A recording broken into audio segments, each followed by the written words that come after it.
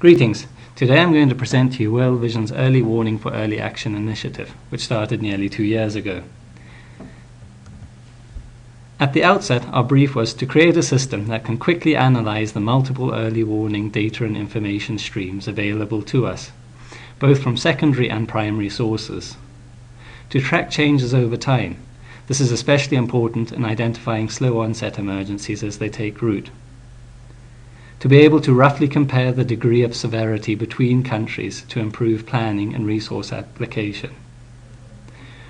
We also need an approach that leads to early management and programming actions, as like so many humanitarian agencies, our response timeliness has not been optimal.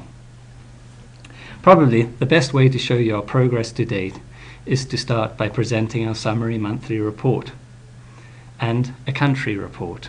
So, here's our August regional report, which was sent out by mail to our key stakeholders. Such reports have been generated for some 14 months with regular feedback being used to improve the functionality of the app.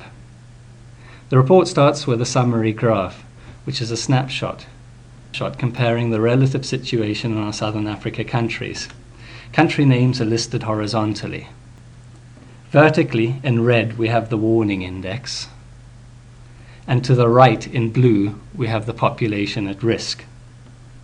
The warning index is captured by the wide red bars, whilst the population at risk is captured by the narrow blue bars. It is important to have both, since the index is representing the worst case scenario in the country. This might represent anything from an emergency affecting a few hundred people to a few million. Hence, if the index is reflecting a high level of alert but few people, then this is an emergency that should be dealt with locally, as for example, South Africa. On the other hand, if the index reflects a high level of alert with millions of people at risk, then this may require external attention. So, for example, in our August report, we see South Africa reaching emergency levels, but with only a few thousand people affected by floods. Whilst, for example, Malawi and Angola are also indicating emergency levels, but far more people are affected by poor crop harvest in each of these countries. You will also see on the graph that coloured lines separate the continuum that moves countries from normal to watch, warning, and emergency. Each of these lines represents a significant escalation of the situation. Emergencies are normally geographically defined, particularly smaller ones. A recent innovation has been to identify emergencies within the confines of the smallest administrative boundaries that we could get hold of. This helps us visualize where the emergency is developing, whether we have existing programming in the area, as well as allowing us to overlay other facts and figures available to us. Finally, at the base of the report, we have the individual country trend graphs.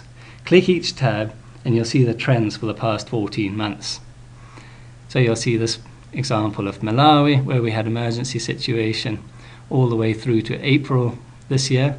Then we went out of emergency, fewer people were affected, and now we're moving back into emergency again. The light orange line is the index coming in from June, July last year, and the red one is starting from October 12 through to this financial year. And these months basically reflect the crop harvest season of the country. So we would have one for Mozambique, for Swaziland, Zimbabwe, etc. I have now moved you on to our automated early warning and early action report at a country level. To start with on the report, we have the graph which you are now familiar with. This is our trend graph.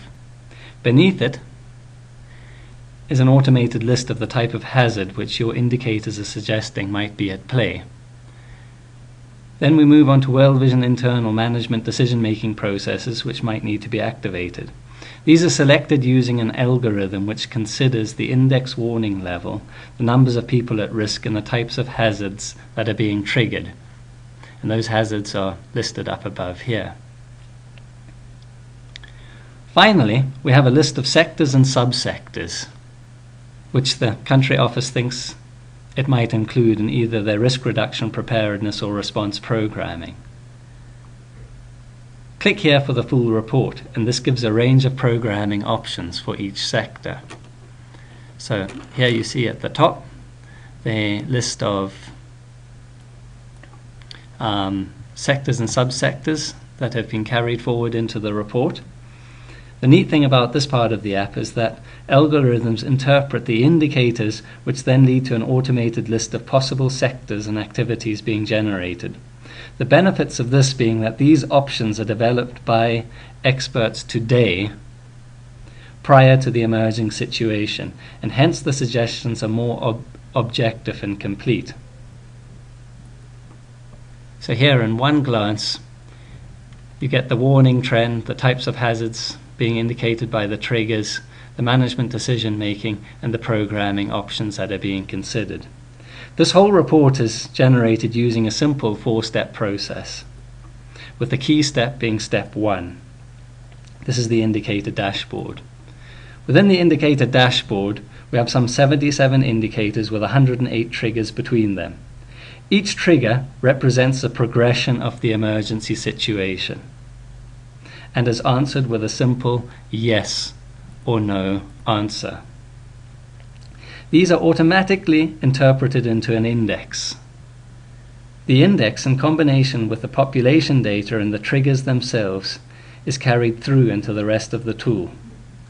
Now, if you want to have an idea of how the whole early warning buster works, you can visit our website, which can be found on this page here. Click the YouTube video, and this will guide you through how to fill out the tool and design your program around the indicators. Now, what I want to make clear is that, as with all such apps and tools, they're as good as their user. Feed in rubbish and garbage will come out. Feed in good information and still you'll need to customize it. It's an app that aims to achieve a great deal, and as such there's still much that can be improved. But I do believe we have a sound beginning and a good proof of concept. Thanks for your time.